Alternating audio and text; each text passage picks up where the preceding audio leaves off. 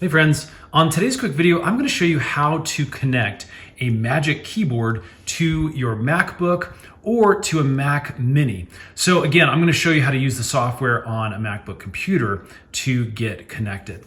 Now, the first thing we need to do is actually make sure the keyboard is turned on and has charge. If you go over here on the back, you're going to see a couple of things. One, there's a little power switch. And if it's off, it'll look like this. We're just gonna flick it to on, and that'll show that little green area right there to indicate that it's on. Now again, you do need to make sure you have power to your device. You can see I have a little lightning port right here on the back for this specific one. Basically, if you need to charge, you're just gonna put your cable into there, make sure the other end is connected to a USB outlet and charging. Okay, once we have our keyboard turned on, we're now gonna jump over into the software on our computer. I'm gonna jump onto my laptop here and show you where to find it. Okay, so as you can see, we're on my MacBook right now. Again, this software is gonna look very, very similar if you're using a Mac Mini or another Mac desktop.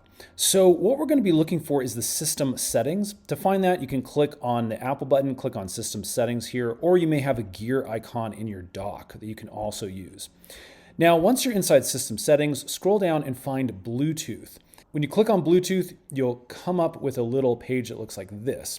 And what we're going to do first is make sure Bluetooth is turned on up here at the top. As you can see, mine is on, indicated by this blue. And then we can also see the devices that are currently connected or have already been paired. Now, because the Magic Keyboard has never been paired before, we're actually going to scroll down here. And as you can see, nearby devices, the software is showing that this Magic Keyboard is in fact on. And we have the option now to click here and connect it. It really is that simple. After just a few seconds, you can see that the keyboard will jump up here and it will connect. Now at this point, we are able to see our battery life. That's another, again, design flaw I think with these keyboards is there's no light indicators to know how charged the device is. You actually have to use the software here.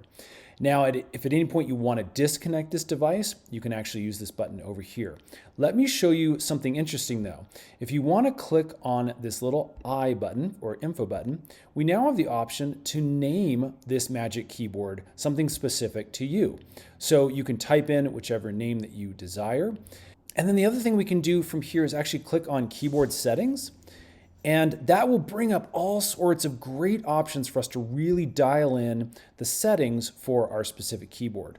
If at any point you want to change these, you can also come down to the keyboard settings down here. That's about it, friends. It's pretty simple once you know what to do. Hopefully that has helped. If it has, hit that thumbs up button. And then subscribe because we make a ton of these little Apple tutorial videos to make your life just a little bit easier. Thanks so much for watching. We'll see you again on the next one.